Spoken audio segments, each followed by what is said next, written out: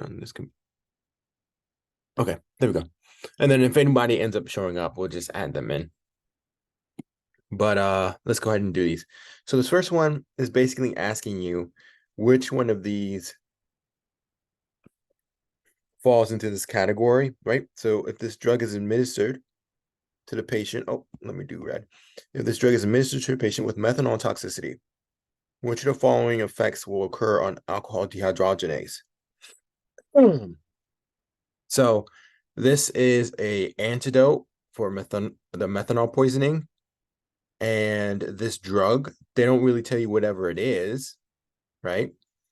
But this drug ends up demonstrating a lower Km for the methanol binding site for alcohol dehydrogenase. So as a result of that, you have a decreased Km, okay? And a lower Km is something that is done by competitive inhibition, not non-competitive inhibition, because non-competitive inhibition affects what?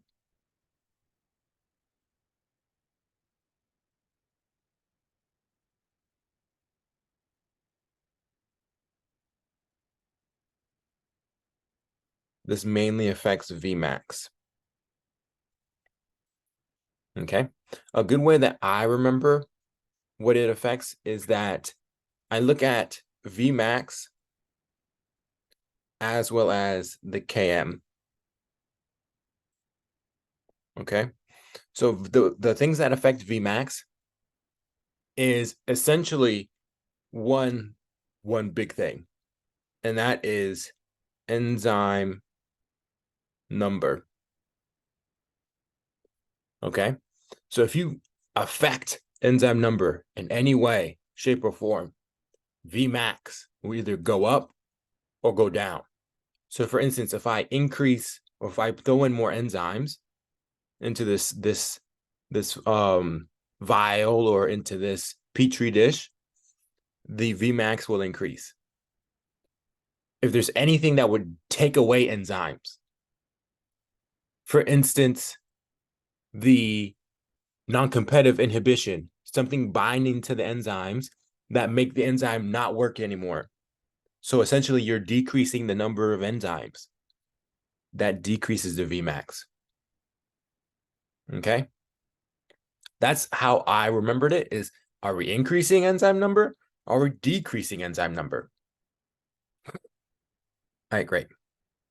Now, with that being said, decrease enzyme synthesis would decrease Vmax, because that's what we were just saying.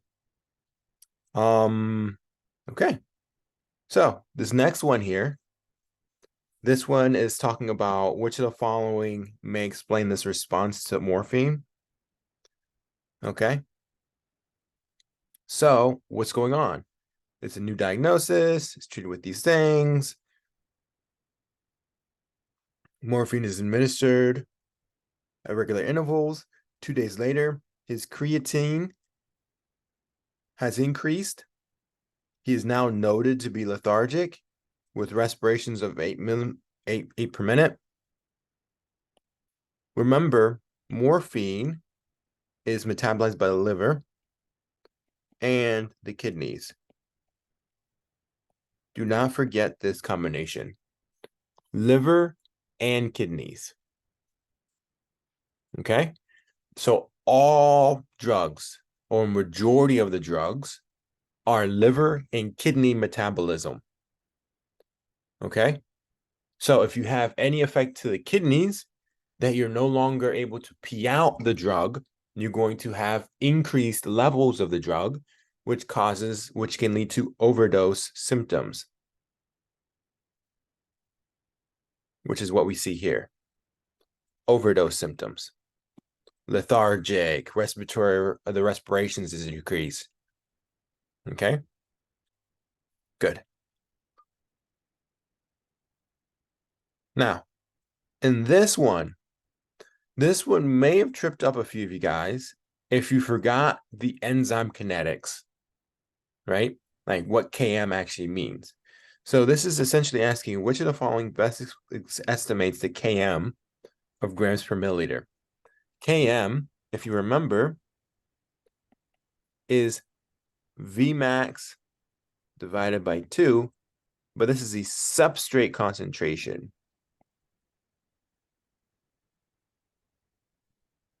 At this number. Okay?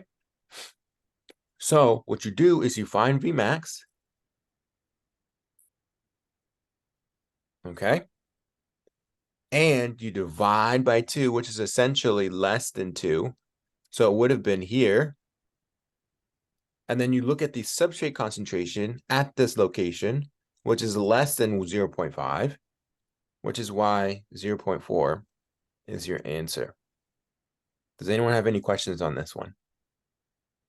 You literally have to understand this equation and how Vmax and Km work. Okay? So you could do the same thing, but in reverse. If they gave you the Km and they're asking what is the Vmax, you would then do, okay, what is the Vmax, or what is the velocity, or the 1/2 Vmax? And then you would multiply that by 2 to get the Vmax. They could give you either way. Okay? But it's the same intertwining mentality. All right, great. Now, for this one, they're telling you that a drug follows a zero-order elimination kinetics, and then they're asking you what will be the serum concentration in another hour. Okay? So what is the serum concentration now? Well, they gave 100 grams of a drug. Milligrams. My bad. Milligrams, not grams. Shortly after administration, serum level is 20. So you don't technically need to even know that. You just need to know that this is 20 milligrams per deciliter. Now, 1 hour after that, it's 16 milligrams per deciliter. Now, with that being said, this is a zero-order elimination kinetics. So what does that mean? Same amount each time. Perfect. Same amount each time. So you do one more round and you get 12. Now, let's say this was a first order kinetics. How is this different than zero order kinetics?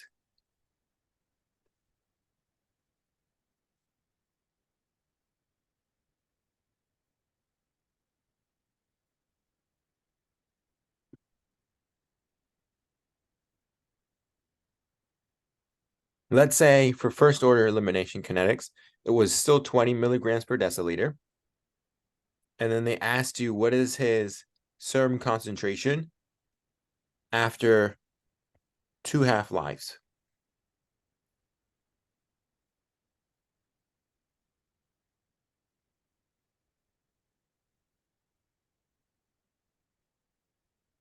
What would be his serum concentration after 2 half-lives? Being a first order kinetics.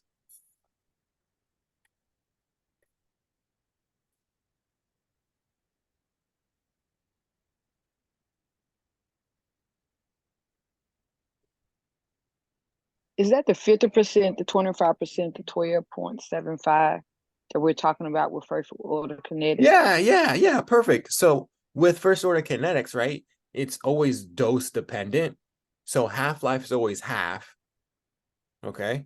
So that means that the first half-life, I'm not telling you the time because the time could be whatever it is for this drug. But regardless of what that time is, the half-life is that time, right?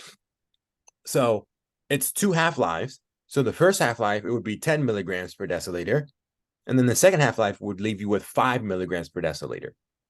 So it essentially, after that, you'd have 5 milligrams per deciliter in your plasma. Okay. Does that make sense?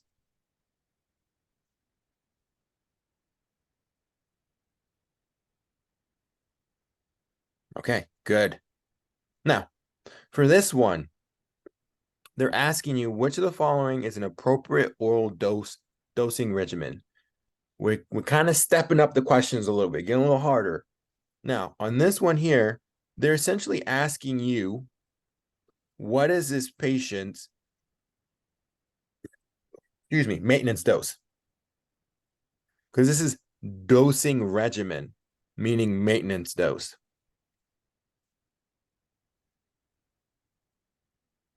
How many times you have to give a certain drug per day? Okay. So, with that being said, whenever you think of maintenance dose, you always have to think, well, what is being eliminated? Right? So, we know that the drug's clearance is 0.25 liters per hour. Now, we don't know if we're using this drug once per day, twice per day. So, this could either be 24 hours or it could be 12 hours. Does that make sense? So then you would take this 0.25, multiply by 24, multiply by 12 to find the actual clearance in that time span. Okay. Now, the next thing is we need to know, well, what is your steady state? What plasma concentration are you even going for? So the steady state that you're trying to do is 20 milligrams per liter. Okay. Now, this is what, here, let me do another page. Boop. So our steady plasma concentration is 20 milligrams per deciliter. Oh, no, per liter, my bad. We know that our clearance is 0.25 liters per hour. Okay. Now, since we're given this drug orally, we have to incorporate the bioavailability. If this was IV, you did not have to worry about bioavailability. But since this is an oral dose, you do have to worry about bioavailability. So that means whatever number you get as your maintenance dose, you have to divide it by 0.5. So you get a larger dose to compensate for that bioavailability loss. Does that make sense? Okay. Perfect.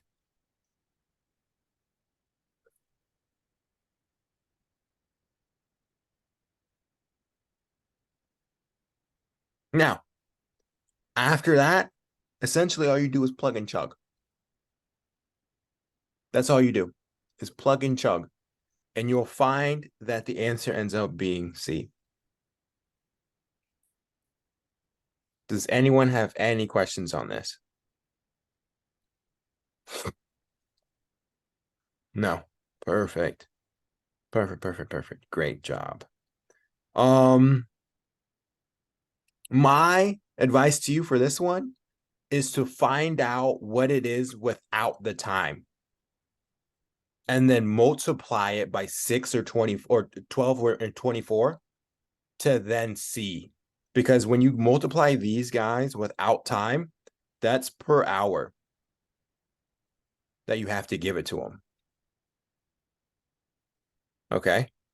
So then you would then have to just multiply by 12 or 24 to equal one of these guys.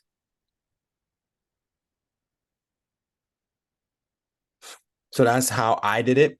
And it makes it a lot easier. So you don't have to figure out, is it 12 hours? Is it 24 hours? Like which one?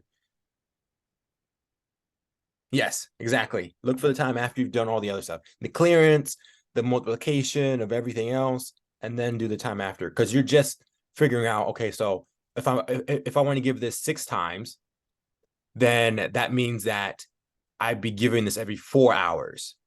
So I would just change the dosing to match that. So the time is usually the guy that you can play with a lot easier.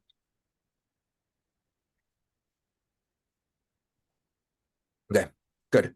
So with this one here, This is a question that says, which of the following predictions is most accurate? Okay.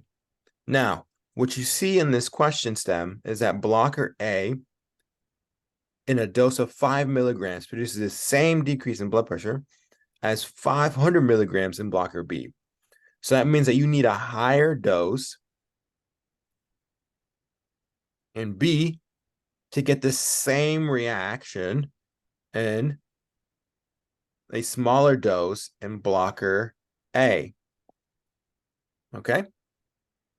So that means that A has to be more potent than B. Now, my next question to you is this: is A better at dropping this patient's blood pressure?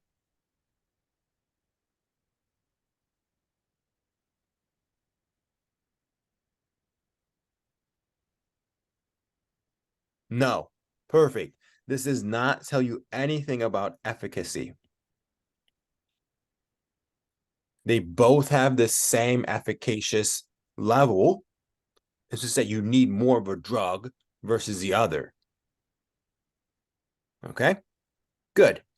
Now, my next question is this: which one of them are you more likely to see side effects from?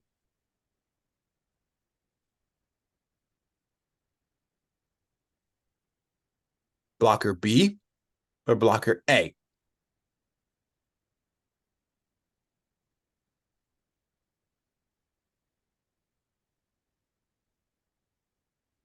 Blocker B, perfect. Because the higher the dose, because if you remember when we looked at the equation for the therapeutic index, right?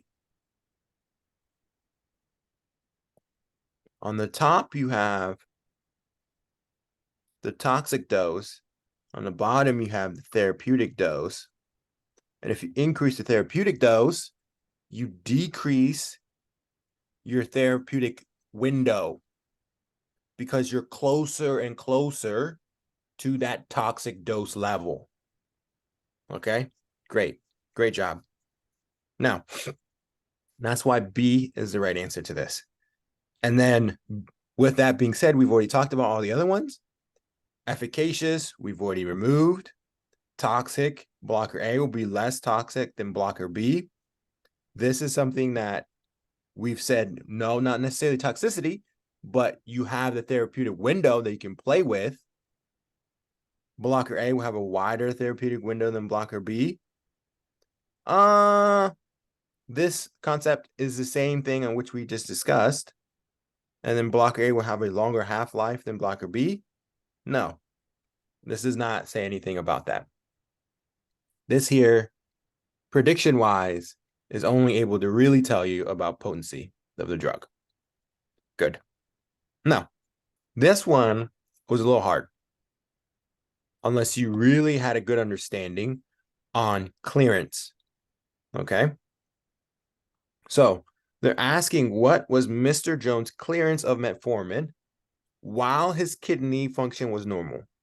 So my question to you is this: what does clearance mean to you? What does clearance mean? If I was to ask you for the definition of clearance, what would you say? Don't give me an equation. I don't want to see an equation. Amount removed from the body per unit time. Okay. Excreted from the body. Elimination of a drug out of circulation. Okay. Okay. I'm loving those those definition of reasonings. Okay. So essentially, it's however much of a drug you eliminate.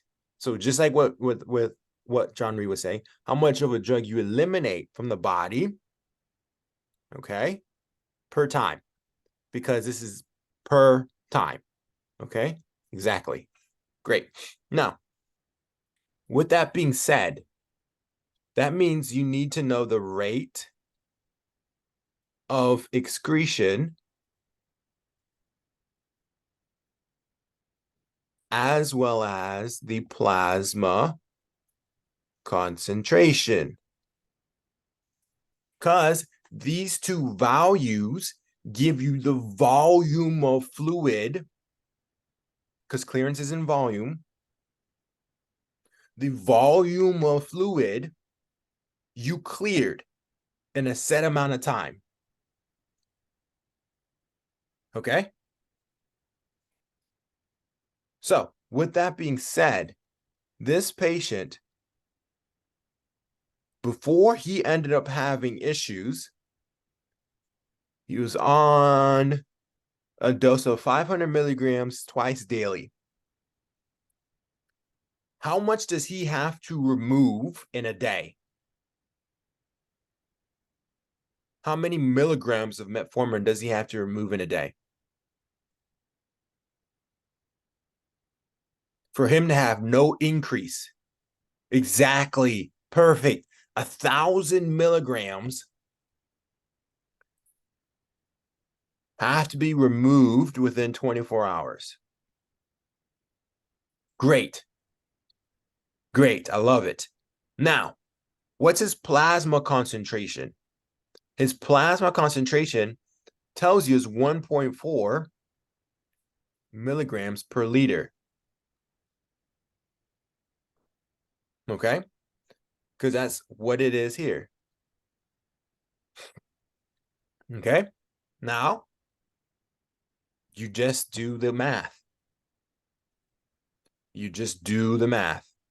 You do the milligrams, cross out, and this would give you per day, which you then convert into per hour.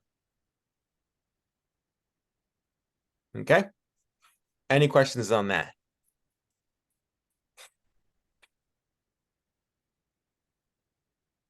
All right, good. This is a really good definition of clearance. And like I said, a lot of times they're going to have you do this one because this one is so easy to remember. So they'll hardly ever have you do that clearance. It's usually this top one. They want to see if you know that it's the rate of excretion of a drug that you're removing. So you stay normal at a certain plasma concentration. Okay. Good. Now, for 8, this one here is stating, assuming no elimination of the drug in 20 minutes, what is the apparent volume of distribution of tobamycin in Miss Smith? Okay. So we need to calculate the volume of distribution here. Now, volume of distribution is given as 150 milligrams.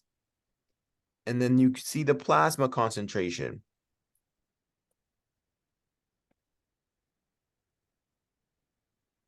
You just simply divide them.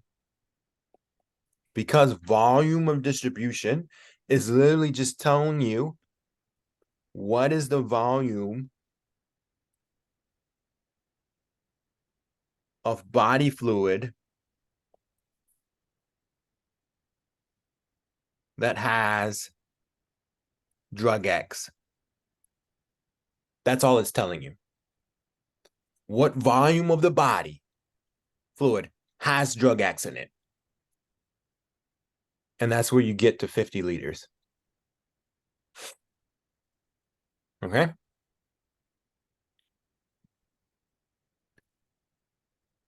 All right. Now, here in this one,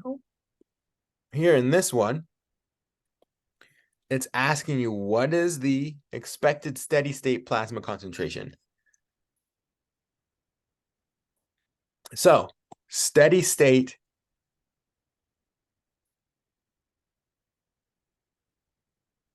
plasma concentration. So, essentially what you're doing in this question is you're taking the equation where you have the steady state, okay? Because if you remember, dosing equals the steady state times clearance. Okay. Because here they're asking you a retired mechanic, he's at an MI, you have a continuous intravenous infusion of lidocaine, and then they give you the average information. So you're trying to figure out the steady state. Okay. So you end up using this equation, and then as a result, you find the steady state is equal to clearance divided by clearance divided. Yeah, because the dosage is 1.92, right? Yeah, the dosage is 1.92. 1.92 times that. So then the steady state is equal to the clearance. Oh, no. 1.92 divided by the clearance, which is 640. And this ends up equaling the 3 milligrams per liter. Yep. B. Okay. Now, with that being said,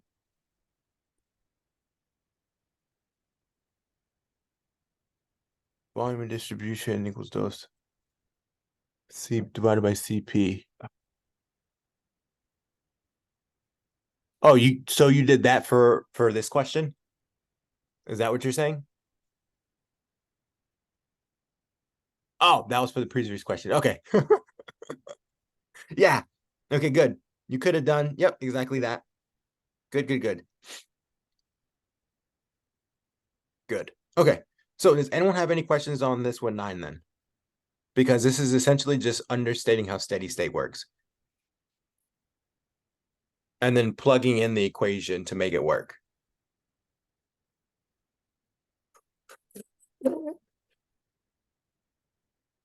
Okay. Good. Now, another way you could do it is simply just understanding units. If you understand units, you can figure out the answer without really even remembering the equation. That's how farm works a lot. Because they're going to give you units and you then need to calculate it out. Okay. Now, the only hiccup with that is understanding bioavailability, because bioavailability is as a percentage. So that you have to understand, you have to divide it so you get a bigger number. Because if you're taking it orally, you need a bigger number. You're going to lose it to first pass metabolism. Okay. Any questions on any of that?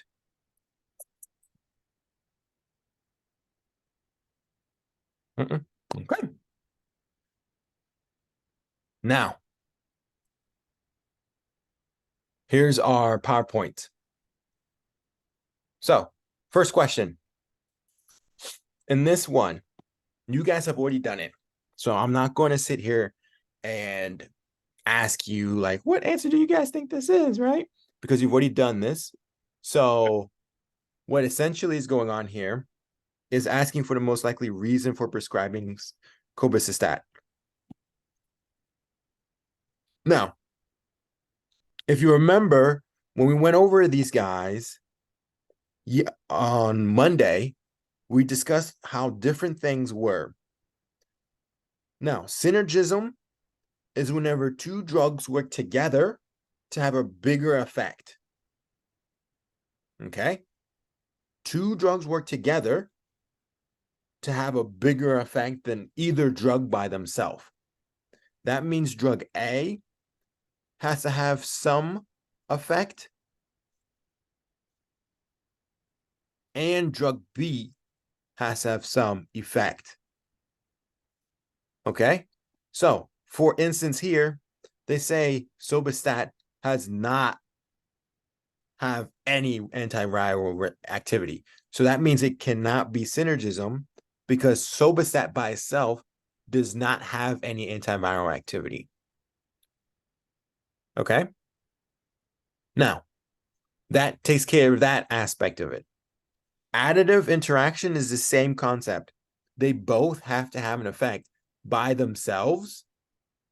But when you see them together in an additive, it's just a reaction where it equals 4, how John Reed is kind of saying it. 2 plus 2 is greater than 4, or 2 plus 2 is equal to 4. Okay. So each of these drugs would have the same effect if you even gave it alone. That's an additive interaction. Okay. And then an antagonistic interaction is just they're counteracting each other. That's what that means. Okay.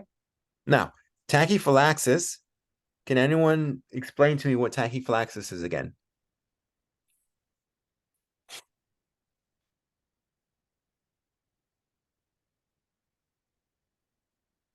What is tachyphylaxis?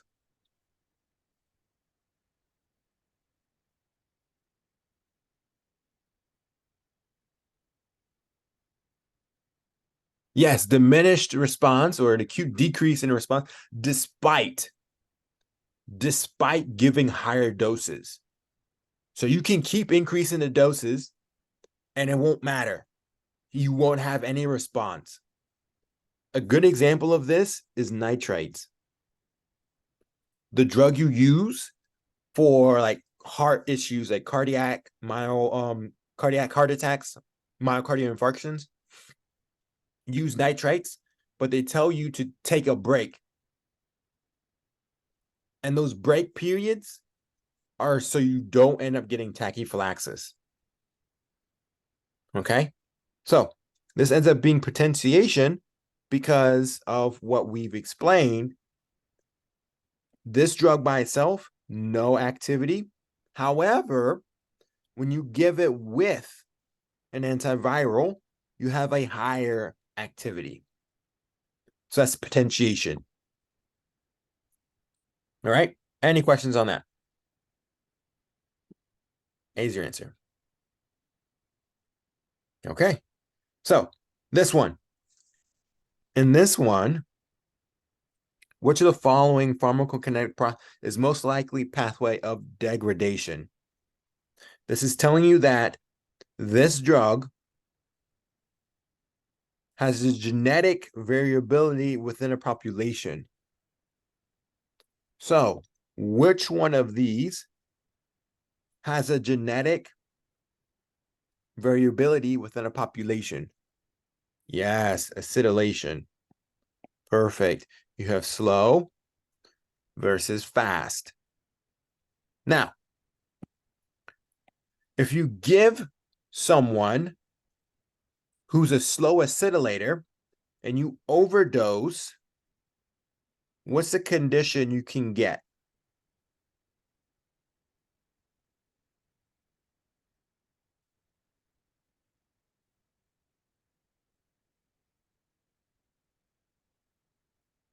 Drug-induced lupus erythematous. Okay? And drug-induced lupus erythematous, what is the antibody that you'll find?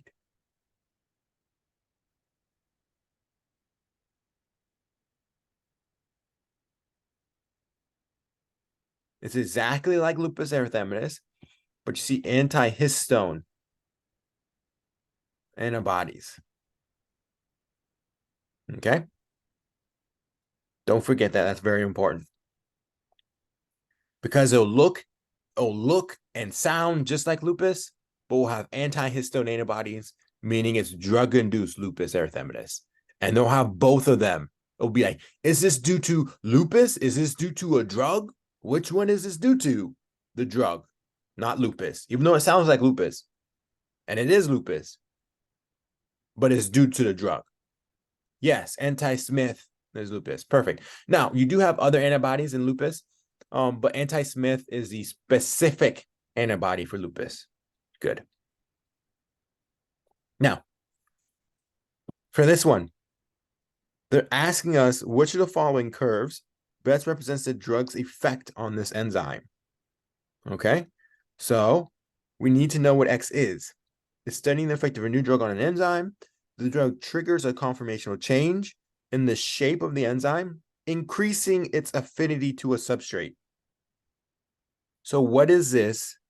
Just knowing that it increases the affinity to the substrate. Yes, this is an allosteric activator. Okay. Allosteric activator, which leads to increased affinity. Now, when you increase the affinity, knowing that X is a drug, you end up shifting the curve to the left.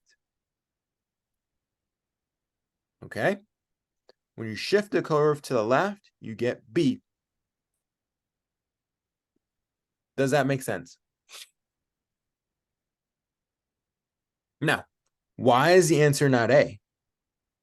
Because A is to the left.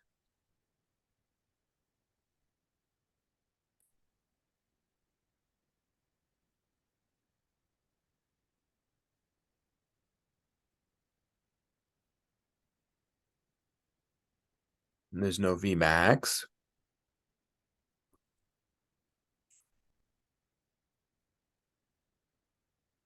Can anyone tell me what type of enzyme this is most likely?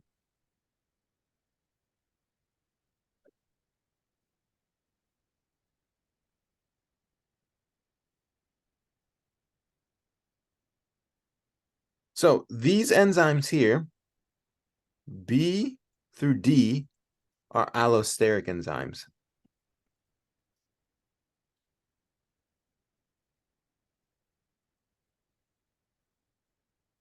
And if you remember back in enzyme kinetics, there's an enzyme that goes up like this and then will plateau.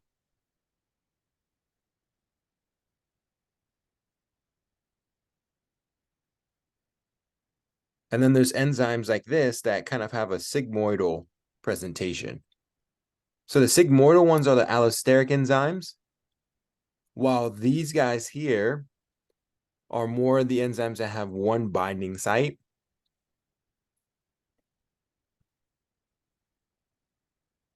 Such as myoglobin, which has one binding site for oxygen. Okay? So these are non-allosteric enzymes. You have your allosteric enzymes and your non-allosteric enzymes. Good. This is a throwback a little bit to beginning, but that's why this one is not A, because it's not following the same protocol. All right.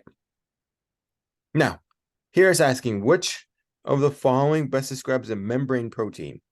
Okay, well, what is the membrane? It effluxes protein pump that is known to cause decreased intracellular of chemotherapeutic drugs. What's your answer?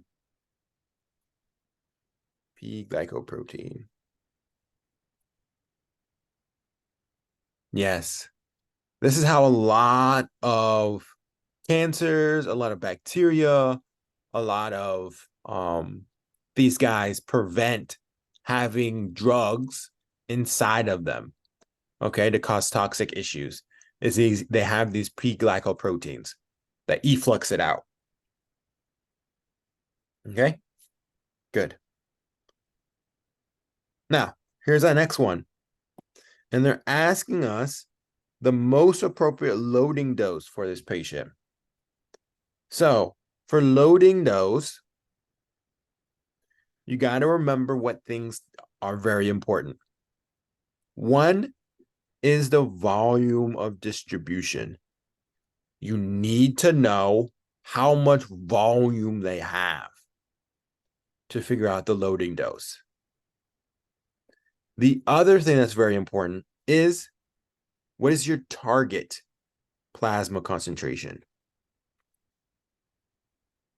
Okay?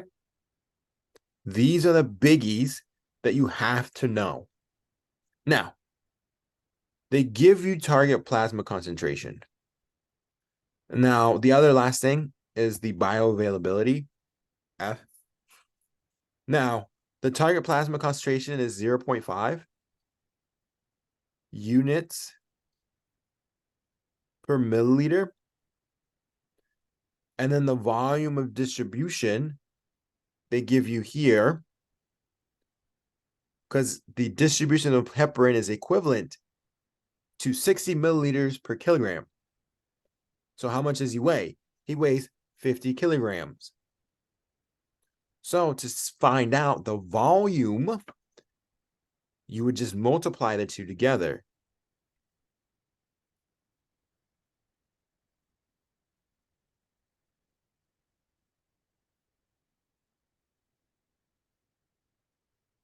And as a result, the kilograms resolve and you have milliliters. You then remove milliliters and milliliters when you multiply it by the units. Now, bioavailability. What is the number for bioavailability here?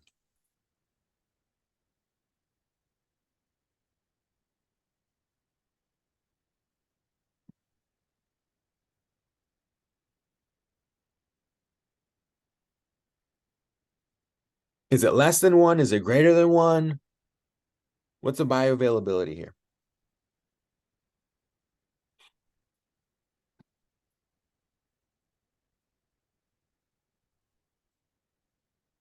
Yes. Since it's IV, it equals 1. So essentially, you can just cancel that out. Okay? Good. And with that being said, what loading dose did you get with?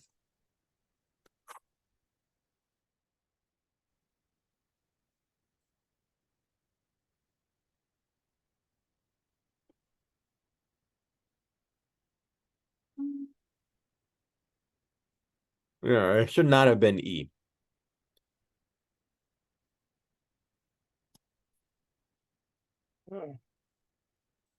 So you take, I have my calculator here. Okay.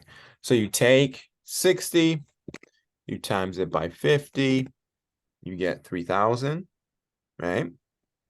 And this gives you milligrams. And then, oh, milliliters, not milligrams, milliliters. Gives you milliliters. And then you multiply that by 0.5, which is essentially a half. So that's 1,500 units. B. Good. Okay. Nice. All right, then. Let's keep going. Now, here's our next question. And they're asking for the volume of distribution of administered drug. Now, when you're looking for volume of distribution, what are the things you need to know?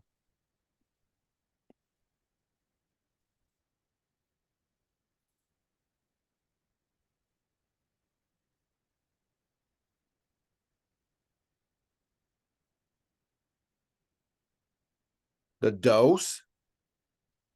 Okay. So our dose is 150 milligrams.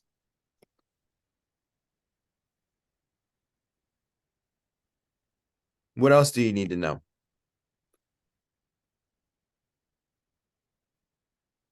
And plasma concentration. Good.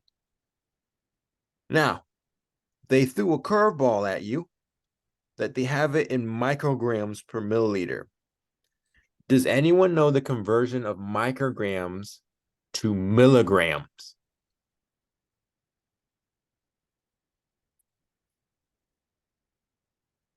Because this is where some of you guys may have gotten tripped up, but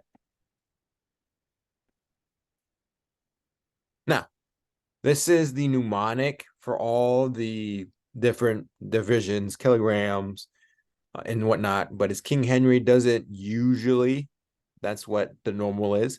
Drink chocolate milk. This is milligrams. And to take micrograms to make it into milligrams is 10 to the third. Okay. So that's how you essentially do it. Yes. 1,000 micrograms is 1 milligram. Perfect.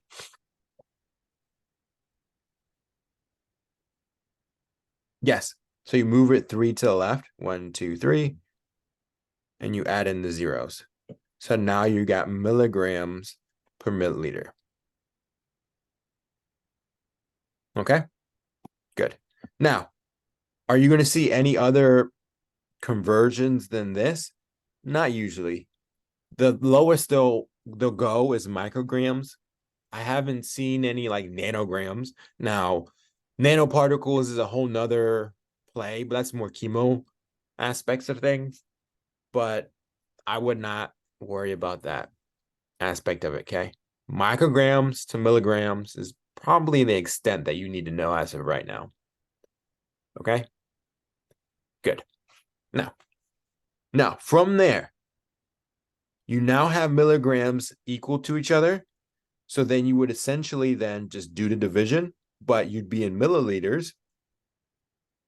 So then you'd have to move the decimal place 3 positions to make it be essentially liters. Okay. So 150 divided by 0.0025. 150 divided by 0.0025 gives you a huge number in milliliters. Then you essentially just move over 3 and you get 60 liters, which is your answer. Okay. Any questions on that?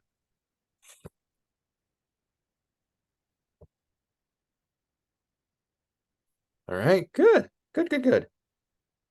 Now, here's our next question. Don't worry about this. This is a typo. I don't know why they keep popping up. Let's continue. So which of the following is the best estimate of the clearance of the drug in the animal at the time of measurement? Okay, so you're trying to calculate out the clearance. Now, in clearance, is volume of distribution an important thing?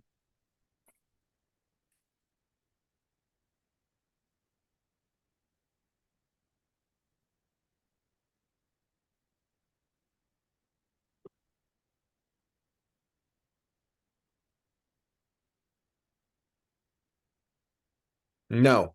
Perfect. So we don't have to worry about volume of distribution. We worry about what?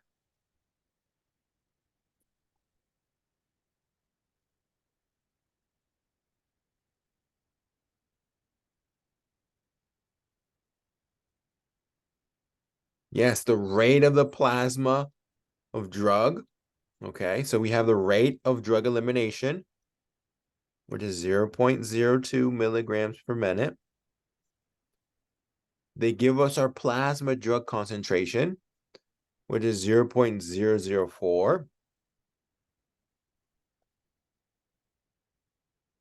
milligrams per milliliter.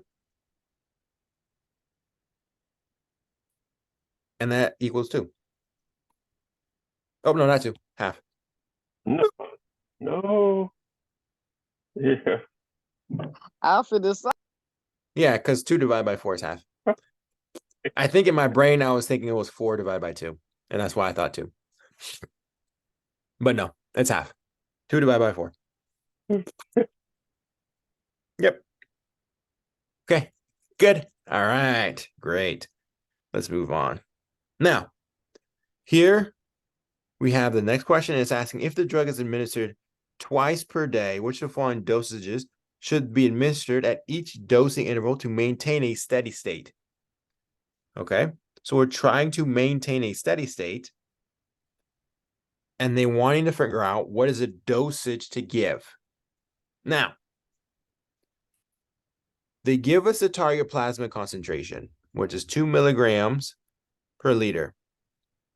They give us the minimal inhibitory concentration, which is 1 microgram per milliliter, or could be seen as that per milligrams per milliliter.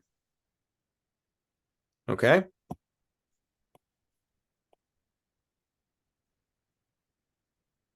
Good. Now, the other thing is they tell you the bioavailability is 75%.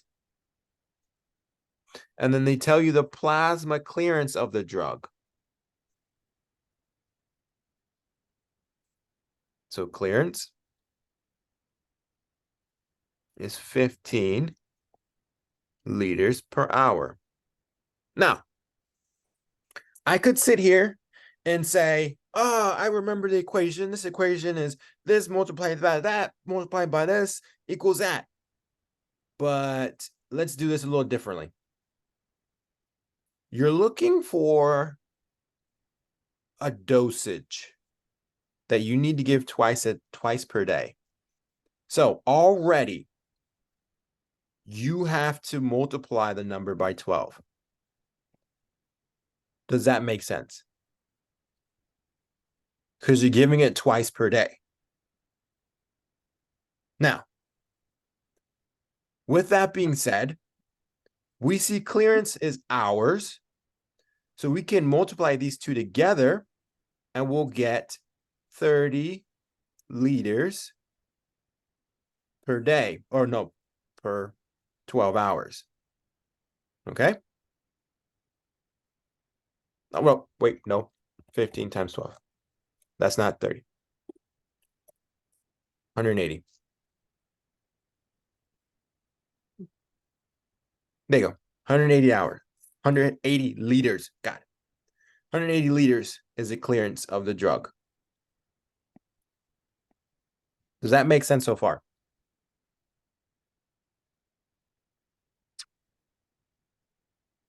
Okay, good. Now, the next thing we could do is we could sit here and we could be like, well, we know the clearance is 180 liters. We know that the bioavailability of the drug is 75. Let's see here. The minimal inhibitory is this. Where's the plasma concentration? Here we go. The target plasma concentration is 2 milligrams per liter. So that means for us to keep a plasma concentration at the same level, we need to multiply the clearance by our target. Does that make sense? And that will give us the target, the dosage you have to give to keep it at the target plasma concentration. Which is when you do that, you multiply by 2 milligrams per liter. So liters go away. And now 180 times 2 equals 360. Now, this is 360 milligrams you're giving to this person. Okay? This is what you're giving regardless of, or no, not including bioavailability, because bioavailability plays a part. Because if you give 360 orally, you're going to get less than 360 in the body plasma, because the liver is going to take some of it and you're going to end up with like 350 or 340. So then we have to divide by the oral bioavailability. Does that make sense?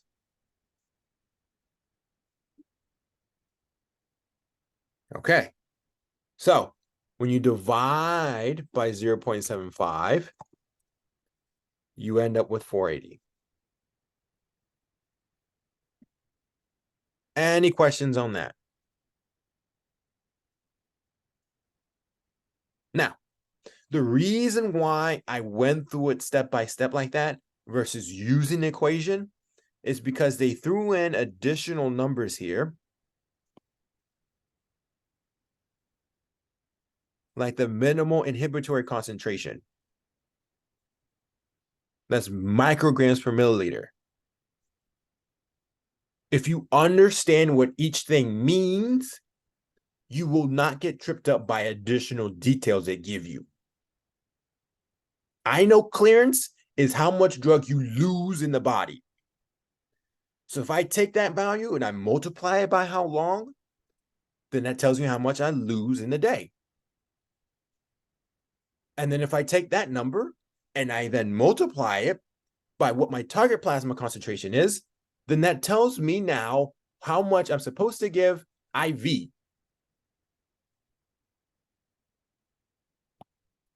This is IV.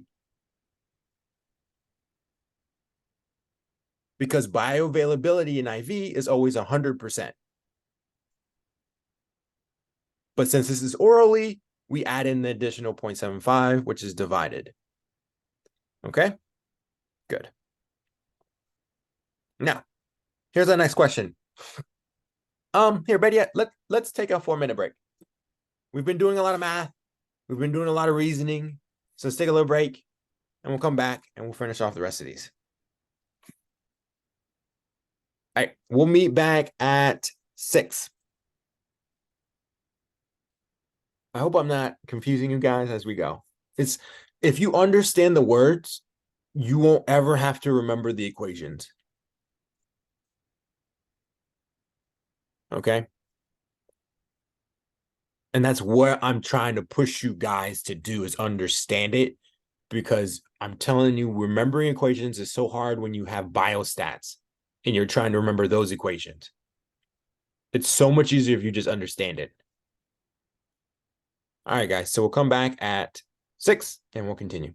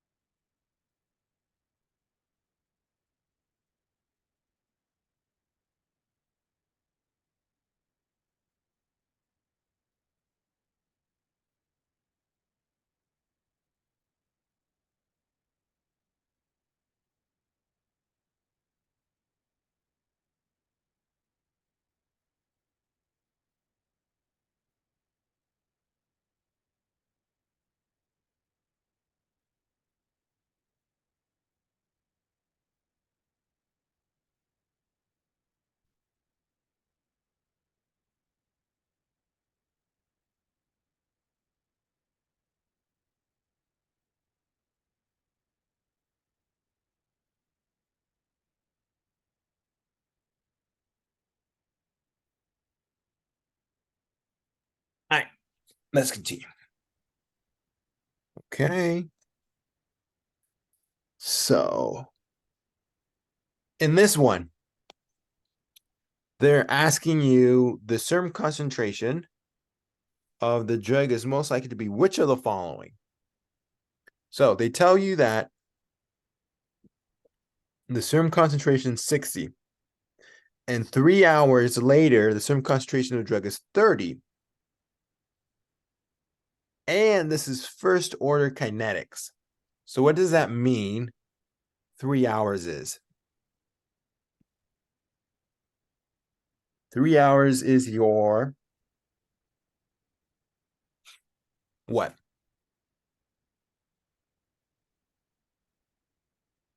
Half-life.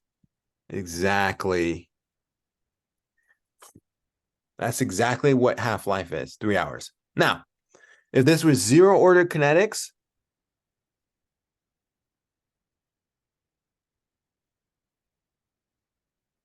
then this number here, 3 hours, it went from 60 to 30, would just mean that within the next 3 hours, what would happen? If this was zero kinetics, if within 3 hours, it went from 60 to 30, in the next 3 hours, what would happen? What would be his serum concentration?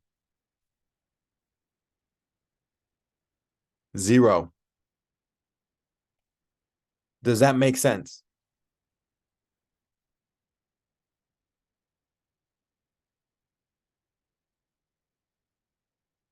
Okay, great. Because you're taking away the same amount each time span. And since it took 3 hours to get 6 or 30 away, in the next 3 hours, you're going to take the rest 30 away. Okay, perfect. However, in this scenario, it's zero kinetics. It's first order kinetics. Now, so this tells us that this is the half-life. So that means 3 hours is a half-life. So in 9 hours, this would be essentially 3 half-lives.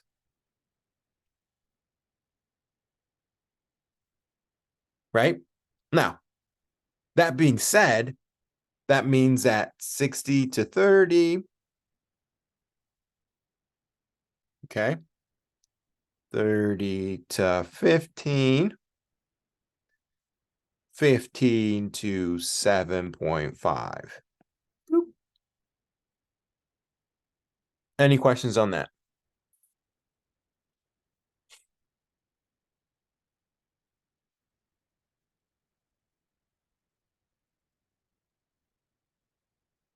All right. Good, good, good. Let's keep moving. Moving and a grooving. Now, in this one, they're asking you, following graph best describes the effect of phenoxybenzamine on norepinephrine receptor binding. Now, you guys don't know a heck about what phenoxybenzamine is and how it affects norepinephrine. So we have to read the vignette. And what the vignette says is that the relationship between the dose of norepinephrine and its effect on adrenergic receptors is in black graph. Okay. Shortly after removal of the tumor, the patient undergoes hypertension. Even after the administration of norepinephrine, his blood pressure remains unchanged. So that means that phenoxybenzamine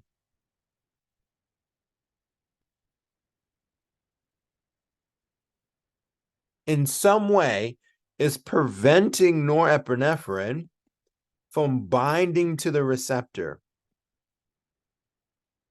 Does that make sense? Now, is this a competitive or is this a non-competitive? Why do you say non-competitive?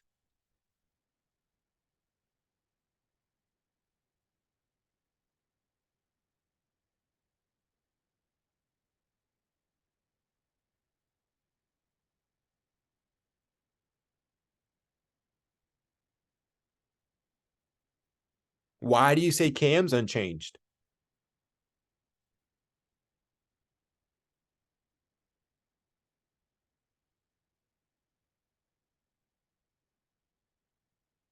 So the basis here is that you have to understand what the difference is between competitive and non-competitive. And the big difference is competitive, if you increase the dosage, you have an effect because you start kicking off the competitive inhibitor. Does that make sense? So that means if this was a competitive inhibitor, if you added norepinephrine, you would have had a response. It just wouldn't have been very strong. And you would have had to give him more. Does that make sense? But since you gave him a little or even a lot and there was no response, this tells me that this is a non-competitive that's removing the enzyme from the whole equation. And it cannot be overcome. Perfect, exactly. So that's why we now know that this is a non-competitive inhibitor. And when you think of non-competitive inhibitors, it affects Vmax, just like you guys said. So that means it has to be one of these guys that's affecting Vmax. Now, you have A and E, because D, C, and B are essentially changing the Km, which is what you're not doing. You're just changing the Vmax. So why is it E and not A?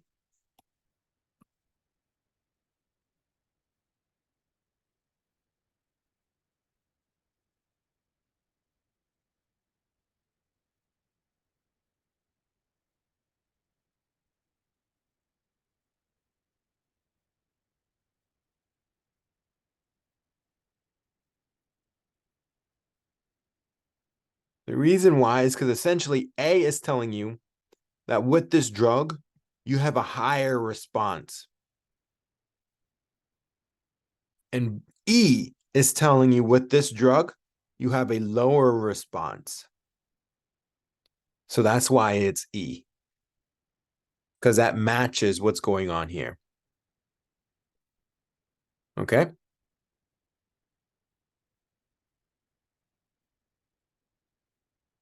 This black line is normal.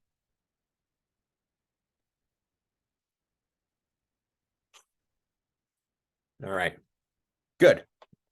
Now, my next question is this. What's another way to get to this without using a non-competitive inhibitor?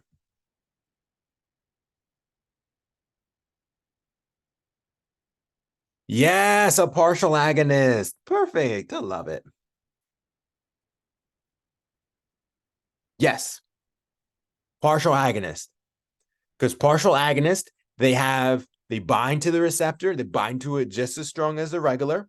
However, they don't have as strong of an efficacious effect. Good. Now, here's our next question. This is saying, which of the following characteristics makes this drug a suitable substance for the treatment of this patient's addiction? Okay. So this guy has opioid withdrawal, and he's given a drug called methadone, which is a lipophilic drug. And then they ask, why is it so great for addiction? Any drug that's lipophilic, you get a longer half-life. Because what ends up happening is it gets up into the blood. And since it's lipophilic, it gets stored in fat, as well as other areas like the brain, muscle, and then eventually fat. Now, the great thing about this is you'll break it down in the brain and you'll break it down in the muscle, and the fat will slowly reperfuse it out back into the blood. So you end up having a higher half-life. Also, if this drug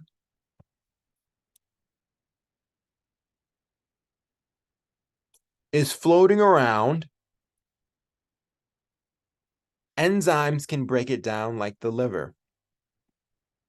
However, if this drug is stored in brain, muscle, or fat, they're not floating around in the blood to get broken down by the liver. That also increases the half-life. Okay? So we could take this even a step further and say, if a drug binds to a plasma protein, does this increase or decrease the half-life?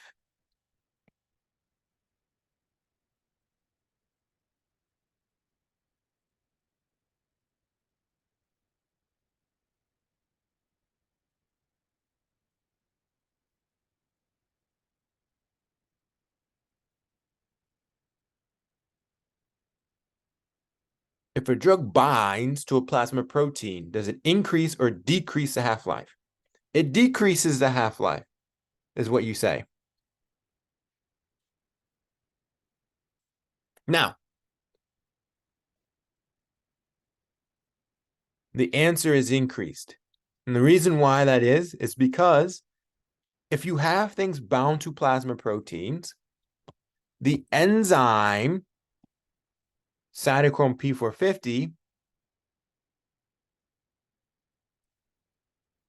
or all the other liver enzymes can't break it up because it's bound to plasma protein. Okay? Does that make sense?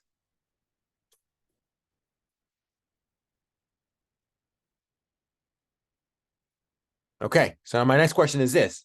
You have a patient who's taking oral contraceptive pills. What's going to happen to the half-life of their drugs?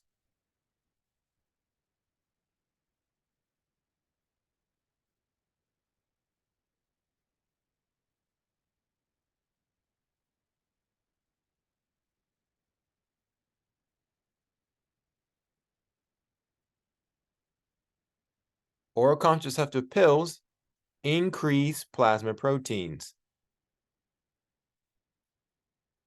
therefore increasing half-life.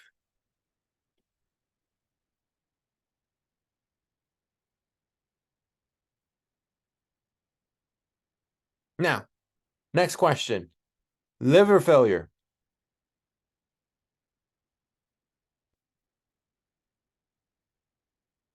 Increase or decreased half-life?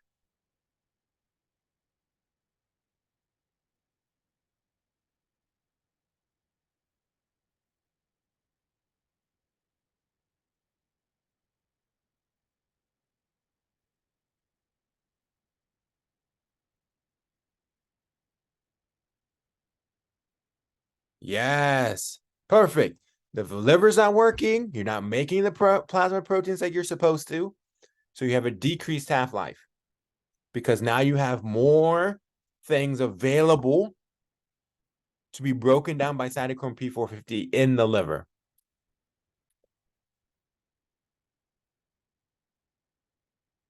Okay. Any questions on any of that stuff? Now, with that being said, liver failure has its own aspects to it because the liver is the guy that detoxes it. So if it's really bad liver failure, the half-life will actually increase.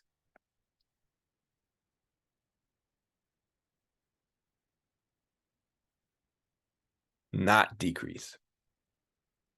So you have to be very careful with it. It could be decrease, but if it's really bad liver failure to the point that the liver is not even breaking anything down, then the half-life increases and you have to decrease the doses of the drug. So a lot of times people with liver failure, you will actually see them either high or low with overdose. They'll either be undertreated and it'll be low, or they'll be overtreated and they'll be overdosed, depending on their symptoms.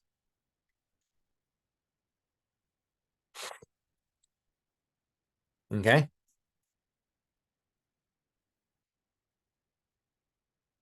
All right. Let's keep going. Now, here's our next question. So in this question, we're looking at the dose response curve of drug A. Okay? So an investigator is studying the interaction between a new drug B and an existing drug A. And then you see in this graph that if you add A and B together, you see a shift with an increase in the Km. Which one of these is the answer?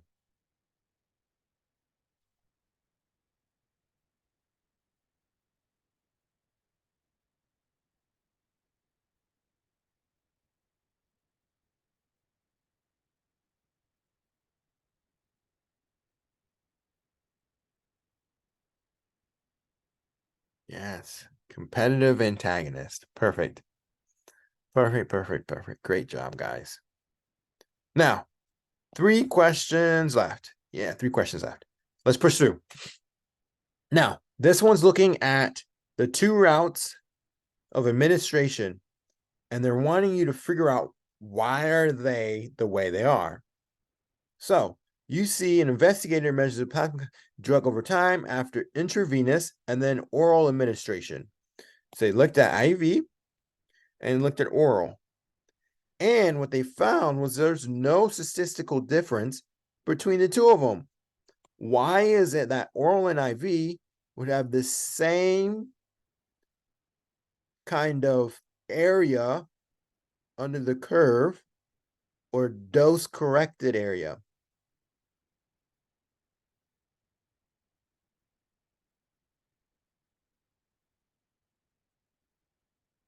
Why? Why is it that you give oral versus IV, and no matter which way you give it, they have the same plasma concentration? That's what this is essentially saying.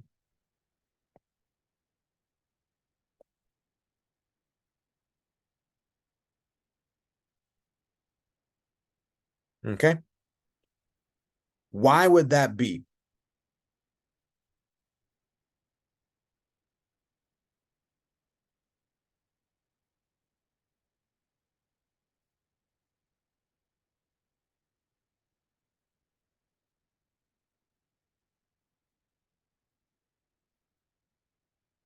So I don't know if it's linezolid, because this is talking about dephosphorylation of myosin light chains in venous smooth muscles, and linezolid is an antibiotic.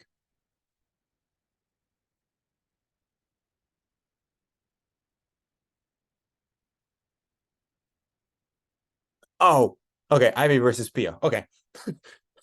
In this scenario, it's something different, but yes. Okay. Okay. So essentially they're saying that the bioavailability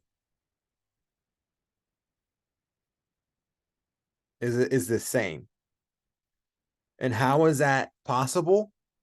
If you have a high bioavailability of oral drug, it will essentially look like an IV drug. Okay? And that's what this is talking about and what this is hinting at. All right? Good. Now, here's our next question. We have not gone over clinical trial stuff yet with the phases, but this is a good way to kind of segue into this. So this is talking about safety and toxicity of a new drug. And they're asking which phase of the clinical trial is this? And just like all you guys said, yes, F. Perfect. Now, phase 0. What is this?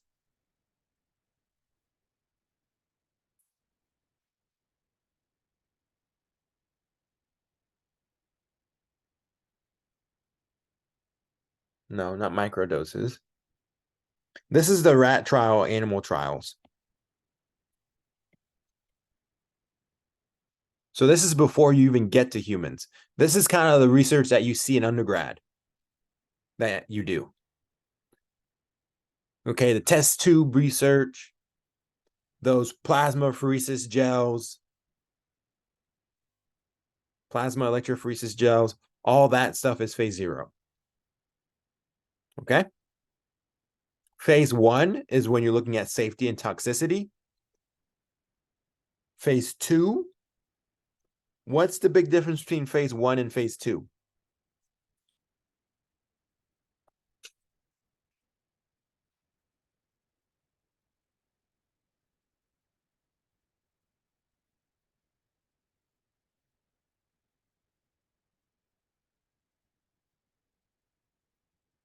So in phase 2, you start adding in people with the disease.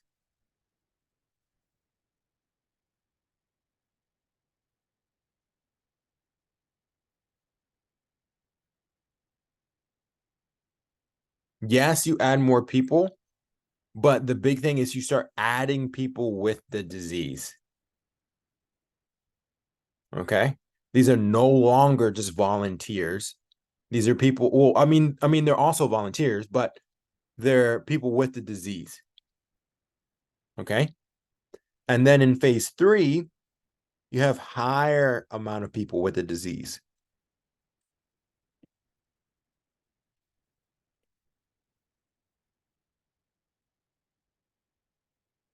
Okay?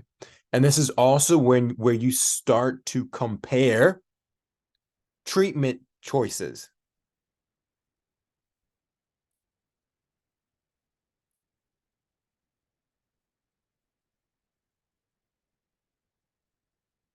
Okay? Like drug A, which is the standard of care, versus drug B, which is this new drug coming out.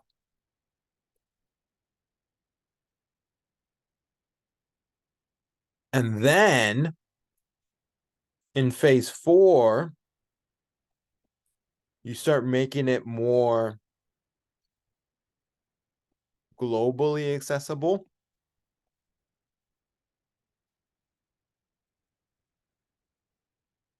Yes, the marketing. Perfect. Now, phase 5. Can anyone tell me what phase 5 is?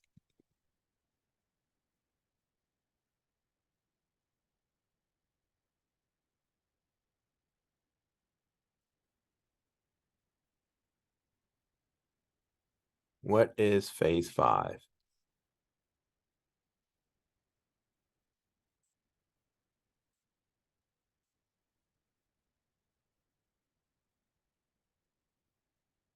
So phase 5 is whenever you have like something pop up and you have to come back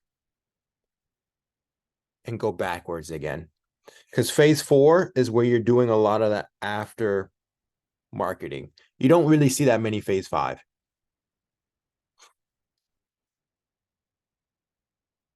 Phase 4 is that more global aftermarket surveillance. Okay. Any questions with that?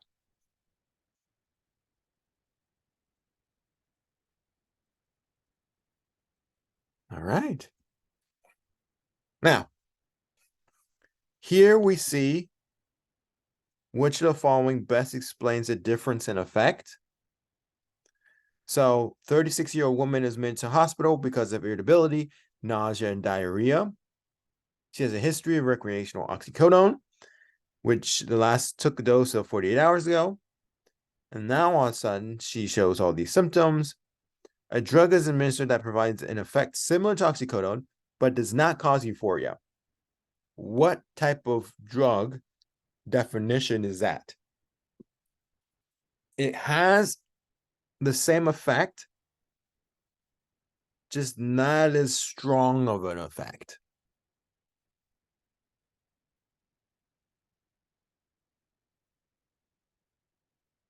Yes, methadone is one of them, but we're trying to figure out what is the actual definition for what's going on, or the difference in effect. What's the reasoning behind the difference in effect?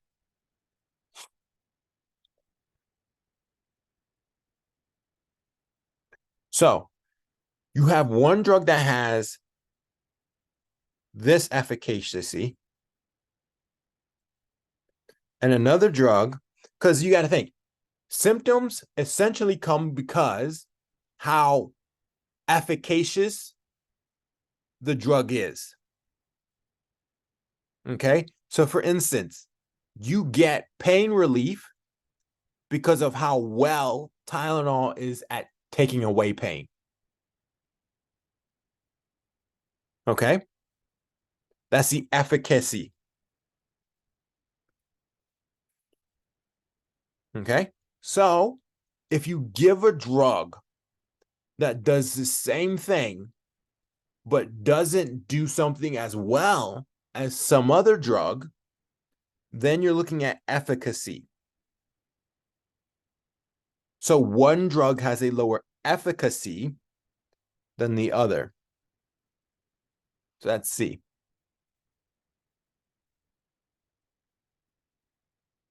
Does that make sense? Whenever you're looking at symptoms or anything along those lines, then it's efficacy. Okay. So essentially what they're asking, John, is they're asking you, why is it that drug A, you have no euphoria, while as in drug B, you have euphoria? That's essentially what they're asking. And that is kind of what methadone and oxycodone is. That is exactly what that is. Like, it has that less of an agonistic effect. So you don't end up getting that euphoria and stuff like that.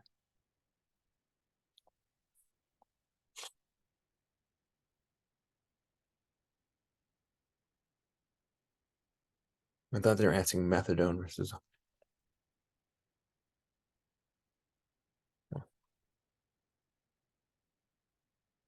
Okay, so lower potency. Okay, for this to be the answer, it would have to be along the lines of what we were discussing earlier in the Socrative quiz. It would have had to have been oxycodone. This drug, oxycodone, has it affected by this dosage, but you find with the new drug, it binds similarly, but you need more amounts of it to cause euphoria or to cause the same effect, the same symptom. Does that make sense? That's how they would have said with lower potency.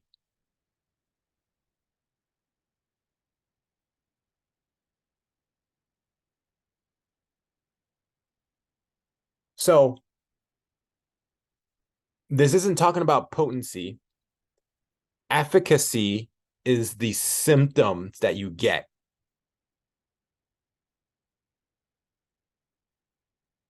So the symptom he's getting is euphoria because of how high of a dosage he's taking, right?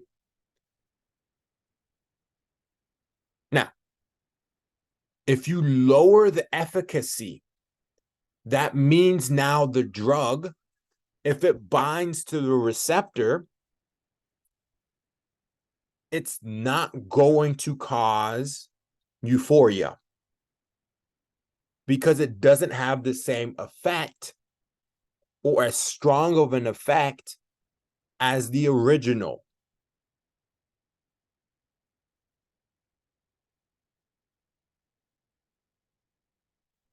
And because it doesn't have that strong of an effect as the original, it prevents you from getting euphoria. So this is essentially looking at an agonist versus a partial agonist.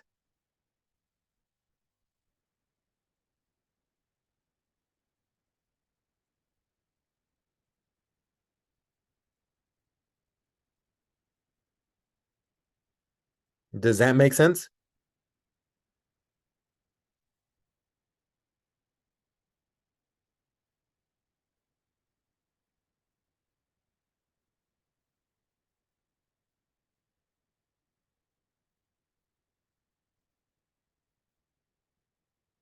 Okay.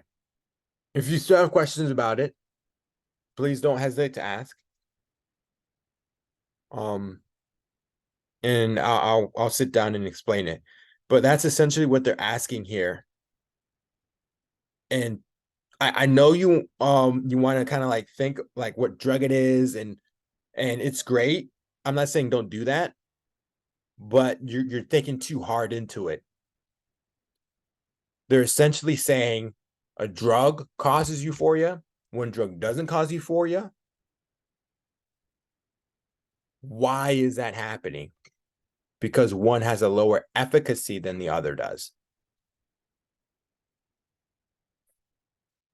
One's able to lower the blood pressure by 10 versus drug B is only able to lower the blood pressure by 5 because of the lower efficacy, even though they bind to the same receptor. All right, good. All right, so that ends all the questions. So now we're going to go back and talk about the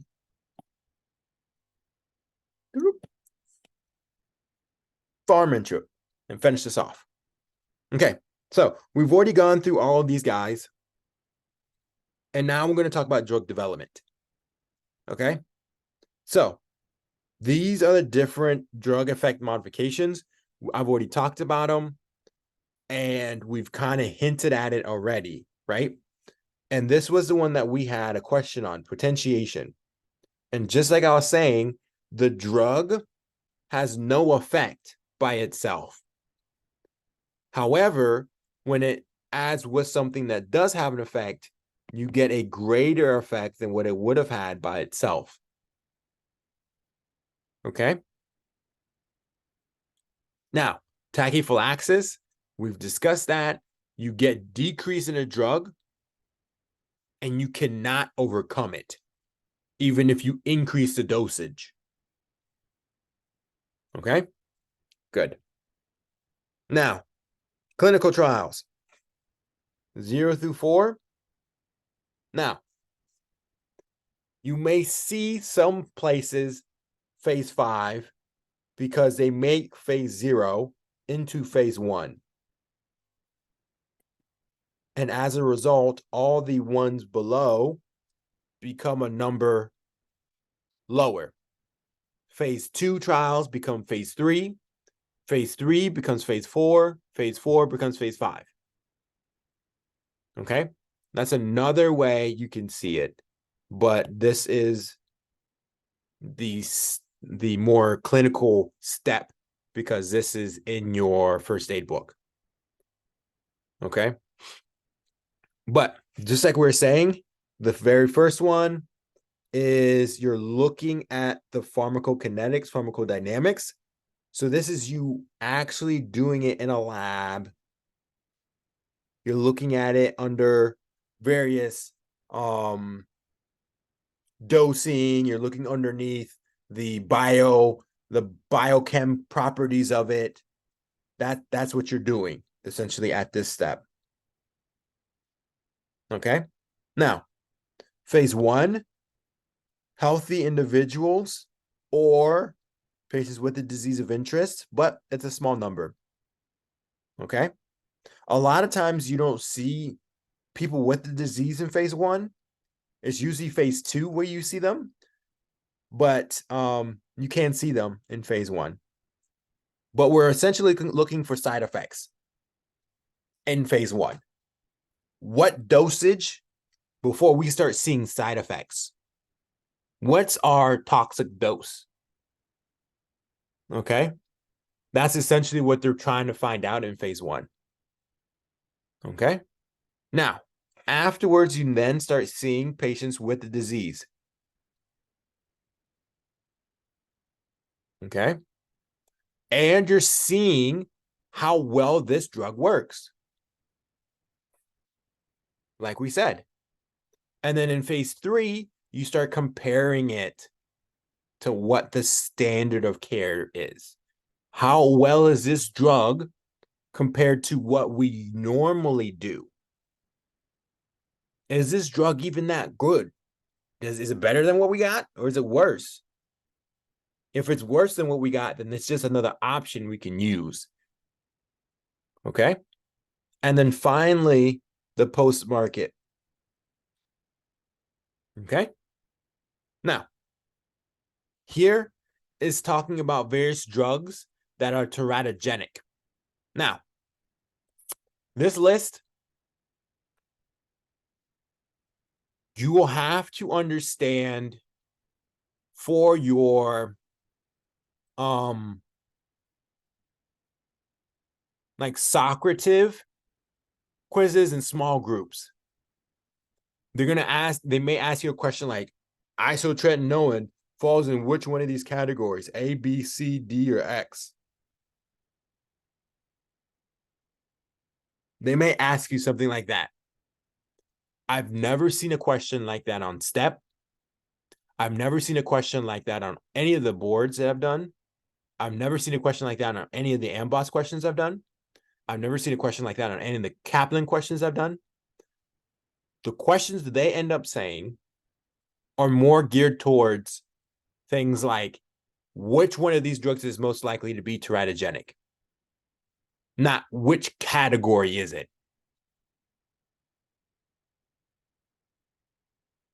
So with that being said, for your small groups, yeah, I say pay attention to it. For your quiz, I mean, if they throw it in small group, there's a possibility that they'll throw it on the quiz for you guys. But with that being said, folic acid is essentially the safest. It's just vitamins, right? It's just vitamin B9. And it's water soluble. So that's why it's not that deadly. Now, fat soluble vitamins get to be more deadly at higher concentrations, such as vitamin A, isotretinoin. This guy is highly teratogenic.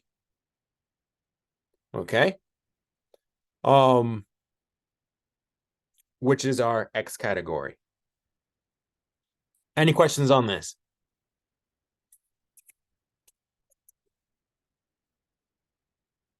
Okay. Now, this here is kind of a way that you can remember various toxicities pertaining to different drugs. Now, these are all chemotherapeutic drugs.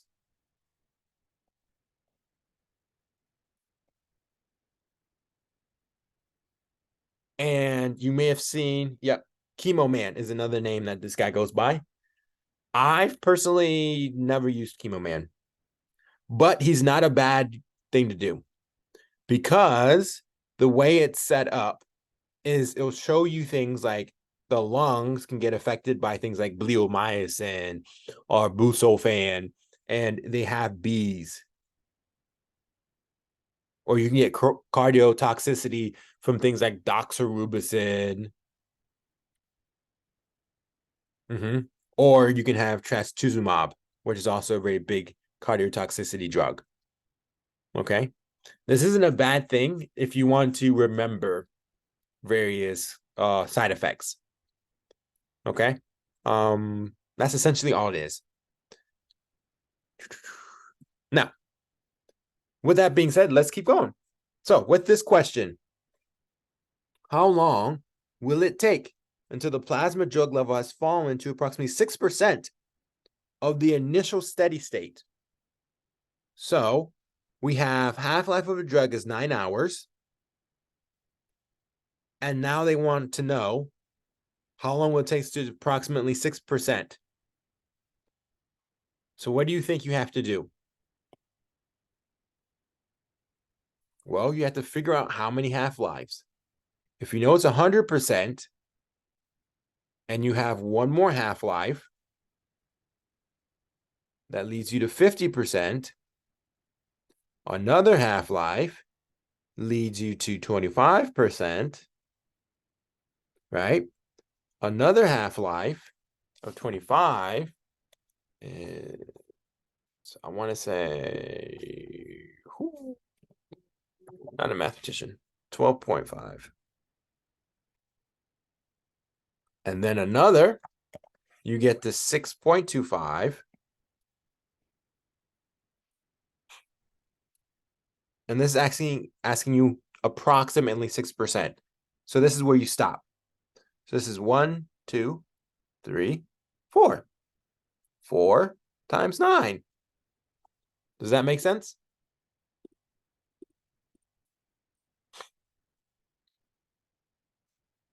And ends up being 36. Cha-ching! Now, let's continue. This one. They're asking you which of the studies is most likely examining side effects and possible effectiveness in a small group of patients with the disease. Okay?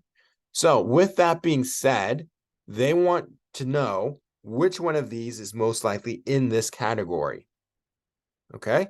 Knowing like clinical trials, right? Now, let's do the first one. Excuse me. This is looking at preclinical. Animal. Do you do anything with effectiveness in the preclinical stages? No. No, nothing. You're just seeing what is the pharmacokinetics, pharmacodynamics of it. So 1 is out. Does that make sense? Now, here we're looking at phase 3 trials with glycopeptides with or without biovective blah, blah, blah, vancomycin, sarc extract treatment. So they're comparing vancomycin to shark extract. And this is looking for the side effects and possible effectiveness. Do you do side effects in phase 3? No. Phase 2 trials. Yes. Because what we said in phase 2 is that you use people with the disease. Good. Phase 4? No. Phase 0? Once again, no. Phase 1. Why is it not phase 1?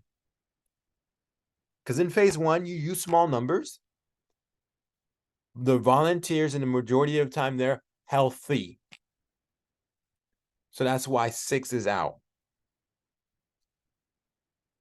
And 3 is your answer. Any questions on this one? All right. Good. Now, here's the next one. Which of the following statements is correct? The table below shows 5 opioids and their rates of phase or phase 2 metabolism in the liver. So, you see here the liver. And you can see that morphine is phase 2. Hydromorphine is also phase 2, while the remaining are phase 1. What do you know about phase 1 versus phase 2? Which one uses cytochrome P450?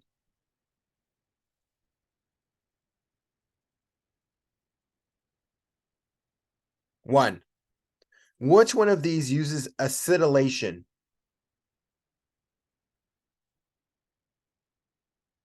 2. Which one of these uses glucuronidation?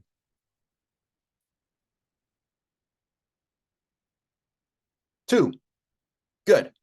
Which one of these is mainly affected by age?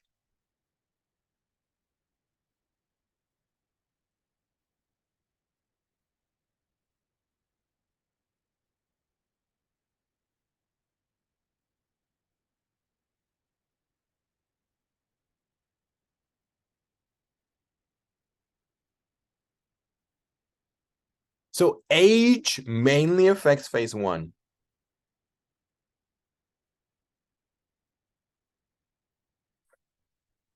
The cytochrome P450. Okay. As you get older, your liver can't detox things properly. So you end up losing a lot of the phase 1. Okay. Good. Now, with that being said, let's go through these guys now. Codeine may undergo glucuronidation. So codeine? No. Because phase 2, we've said, is glucuronidation. Oxycodone may undergo acetylation. No, because phase 2 is acetylation. Morphine may interact with erythromycin. Now, erythromycin is a cytochrome P450 inhibitor.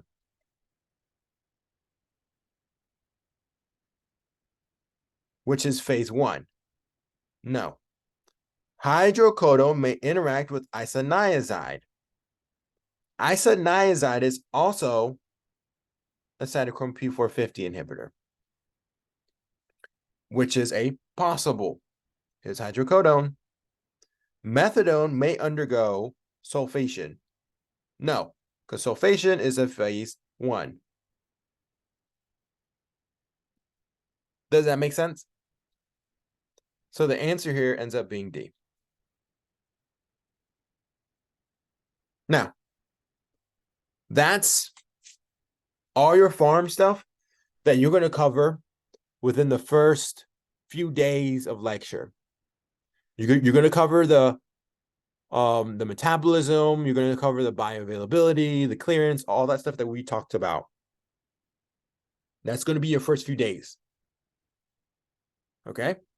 And then they're going to start talking about more about path with the stuff we discussed last, with the acute inflammation and stuff like that. And then they're going to lead way with a little bit of neoplasias, which we're going to talk about next Monday, which is our last class. Okay? Now, autocoids, drugs for pain and inflammation. This is where we get into drug names.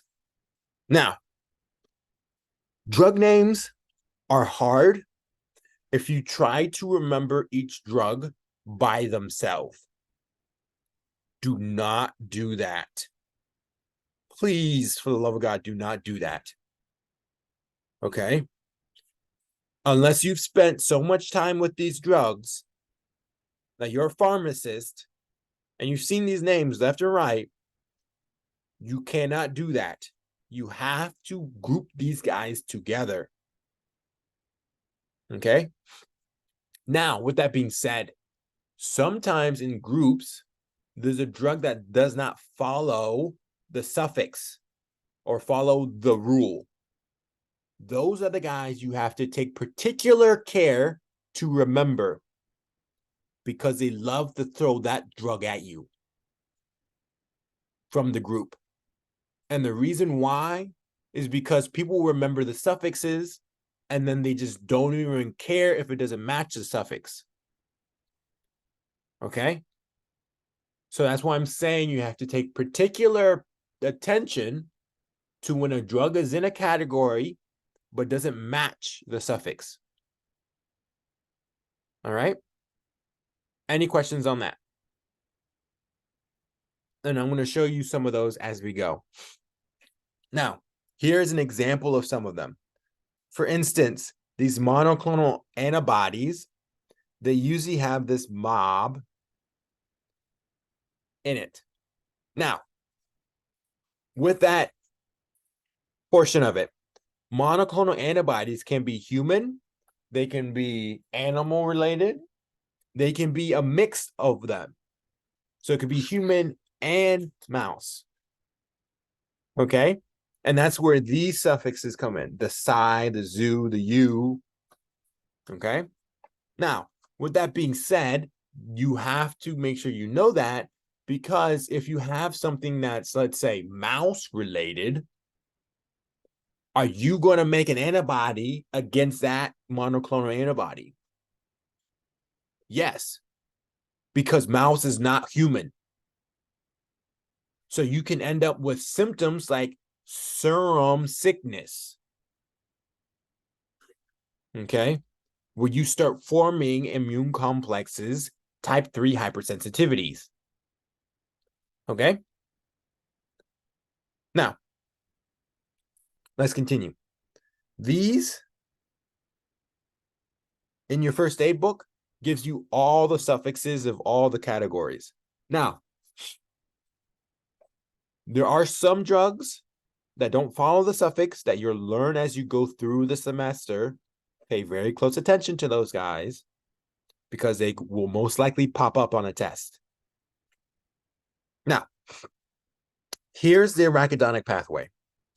This arachidonic pathway is a pathway that you're going to see a lot. You're going to see it a lot in this coming semester. You're going to see a lot in Med 4. You're going to see a lot when you're doing basic. You're going to see a lot when you're taking your step. It never goes away and is very important. Because you got to think, this here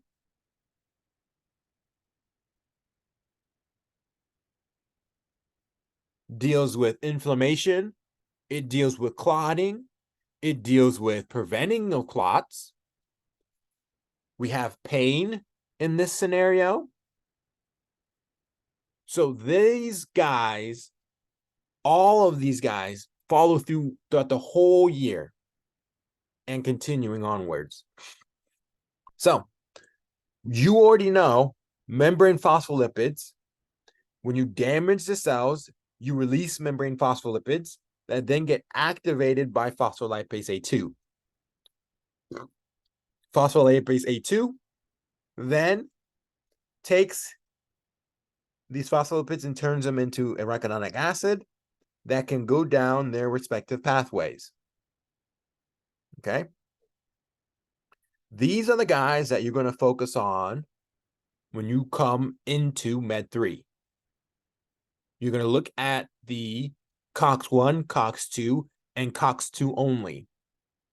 Okay, being your celecoxib. All right. Now, you will also look at these guys. Epoprostenol, alloprostanol, dinoprostanol, carboprost.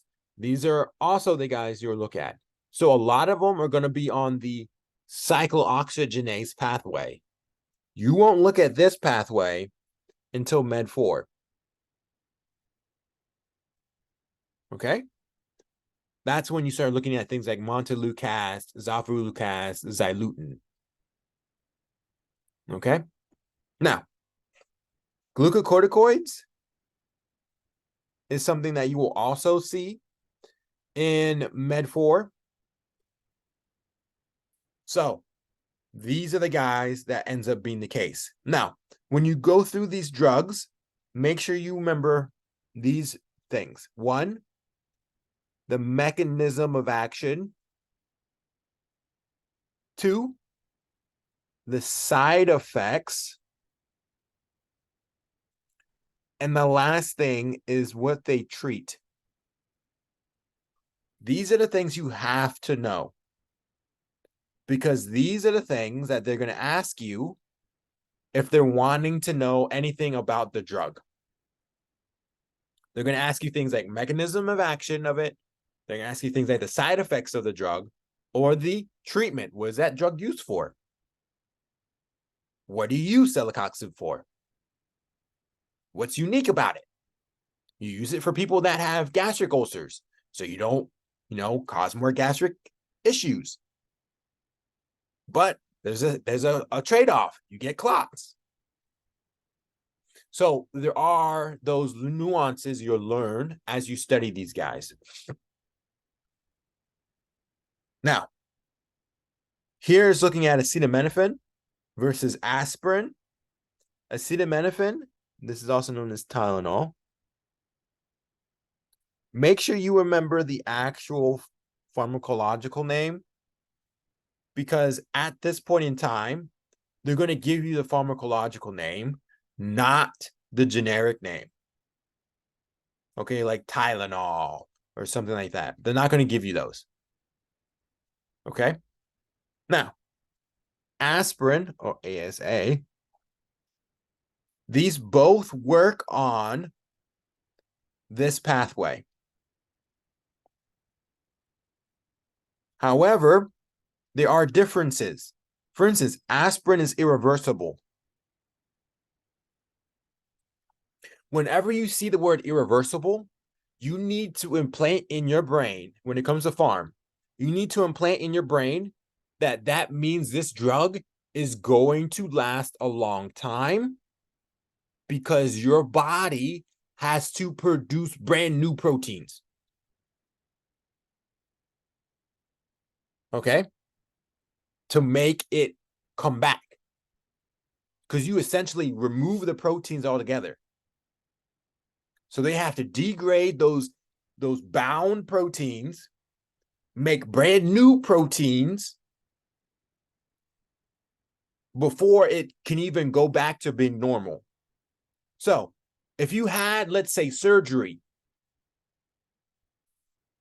do you think stopping aspirin a day before is okay? No. Because your body, once again, has to break down those proteins, make brand new proteins before it can essentially be away from the drug's effect. Does that make sense? Now, if it's a competitive inhibitor, do you think you have to wait that long? No. Perfect. That's the big things you need to kind of put in the back of your mind as you go forward. If it's something that irreversibly binds, or is it something that just binds and then it's just competitive? Great. Now, celecoxib, this is a selective COX inhibitor that only targets COX-2. Okay? Now, there's benefits to this because COX-1 is a guy that's responsible for gastric mucosa.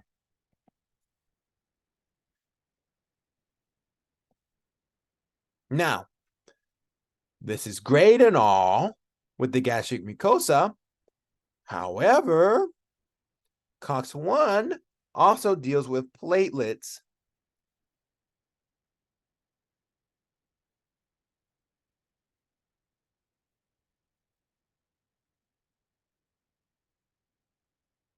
Aggregation. So you leave platelet aggregation, but COX-2, and you'll see this, COX-2 is something that inhibits platelet aggregation. So if you remove an inhibitor, then you promote clotting. That's why people with celecoxib have increased risk for thrombosis. Okay? And these are the little nuances that you'll learn as you do the specific drugs. Okay? This here is a good, you can do Sketchy. Sketchy has this stuff available to you. It's just a video. I used it just to kind of collectively get everything together, but it's up to you if you want to do it or not. You're going to get very good PowerPoints from the professors pertaining to them. So yeah, great. Now, we're going to skip this because I want to get to this. Now, foundations of pharmacology review. This is the other thing you're going to discuss. You're going to discuss things like environmental pharmacology. Now, environmental pharmacology is things like exposure to lead, toxins in the environment, mercury, okay? Things like copper, things like cyanide. How do you treat those guys? Okay? Things like methanol, ethylene glycol, okay? You're going to talk about all those guys in what is known as environmental toxicology. Okay? That's all set up here in your first aid. So, for instance, copper, you use what is known as penicillamine. Okay, penicillamine is what is known as a chelator. So, a chelator, also known as chelator, I don't, whichever one it is, I don't know. I've always heard that's chelator. Whichever, what ends up doing is it binds to the metal and removes it from the blood. Okay, that's essentially what it does. Okay. Now, does anyone have any questions on any of this so far? I know this seems like a lot of things now I'm throwing at you with the different names, but you got a whole year to go over this. So don't feel overwhelmed about it. You're going to get little pieces of all this stuff as you go. Okay, perfect. Now, these are other things that you're talk about pertaining to the environmental portion.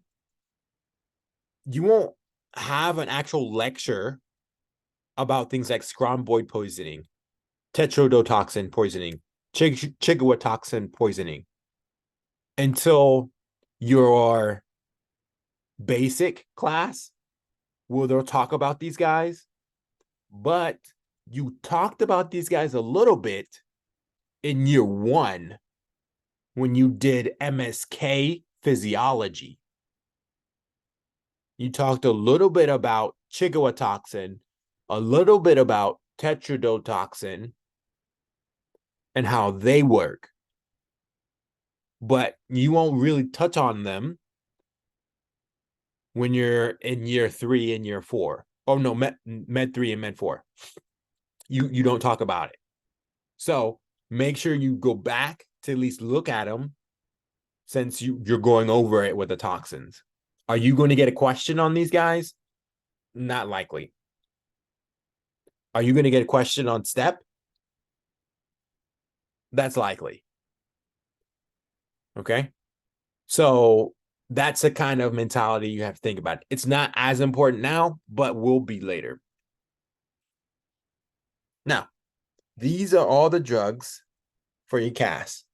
Farm basics, which we've hammered on really hard. Autocoys, anti-inflammatory agents. When you go over those, make sure you just do these. You got to fill this in. Mechanism of action. When you walk away, you got to know the side effect. And when you walk away, you got to know treatment of every single drug. If you know that, you will be fine for your CAS. Okay? Mechanism of action, side effect, treatment. Because these are the questions they ask on the CAS. These are the questions they ask on STEP. These are the questions you'll see in boards. These are the questions you'll see everywhere. Mechanism of action, side effect, and treatment. They don't care about how it looks pharmacologically. Now, if it looks a certain way pharmacologically that allows it to do the mechanism of action, then you need to know it. For instance, penicillins have what is known as a beta-lactam ring that allows them to do their mechanism of action. That is important. But outside of that, you don't have to know the actual bioorganic chemistry of them. All right, good. All right, so that sums up everything for farm. I know it's a lot, and I know I didn't go in too much in depth with the actual drugs. And the reason why I didn't, because it's literally just remembering at that point in time. And me sitting down trying to teach you to remember something, it seems like it's a dead horse to beat, because that's something you can do, and it's something that if I do it and show you, it's not really going to help much more. Plus you have plenty of time, and I don't want to overwhelm you. Plus we don't have that much time as well to go over every drug that you will be tested on. But I gave you tips on how to do the drugs. Okay? And that's how you need to approach them. Now, do any of you guys have any questions about anything? With farm, with path, with immuno? No? Okay. All right, guys. So next week will be our last session on Monday. You guys have came a long way. I'm very proud of you guys for sticking it out. Even if you didn't keep up fully, but you attended these sessions, I'm very confident that you walked out of here with something. I hope you did, at least. So Monday we'll talk about neoplasias, and then at the end of the lecture on Monday, I will give a little spiel about the upcoming semester, and we'll leave it at that, and we'll communicate throughout the semester as we go forward. What I will do, since we don't have another day, a part 2 for neoplasias, I'm going to add the questions in on Monday.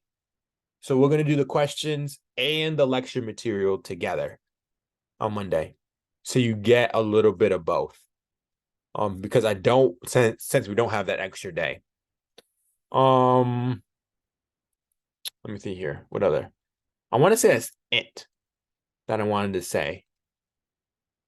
All right, guys. So I'll post this video. Have a great rest of your day. And bye.